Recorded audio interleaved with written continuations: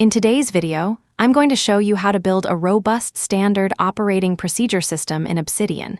If you find this helpful, be sure to like and subscribe, and let's get right into it.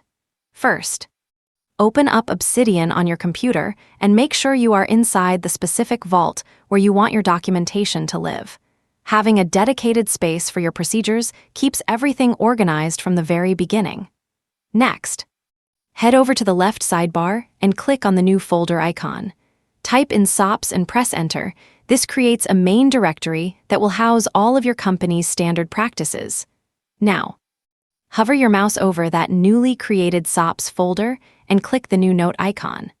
Name this specific note SOP directory, which is going to serve as your central dashboard or table of contents for every single process you map out. To keep things clean, let's create a subfolder structure.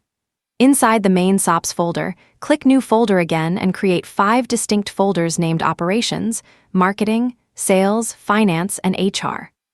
Categorizing your documents like this ensures your team can navigate the vault intuitively. Let's build a template now. Open up one of those folders, like Operations, and click New Note. Name this one Employee Onboarding SOP. Inside this new note, we want to establish a clean structure, so add the following headings using hashtags. Hashtag purpose, hashtag scope, hashtag responsibilities, hashtag procedure, hashtag resources, and finally, hashtag revision history. Having a consistent layout ensures every procedure is thorough and easy for anyone to follow. To make your vault truly powerful, you can connect your documents. To link SOPs together, simply type 2 open brackets, the SOP name, and 2 closing brackets. To make things even easier to find, you can add tags anywhere in the document by typing a hashtag followed by the category, like hashtag operations or hashtag SOP. Next, let's head back and open your SOP directory note to build out your main dashboard.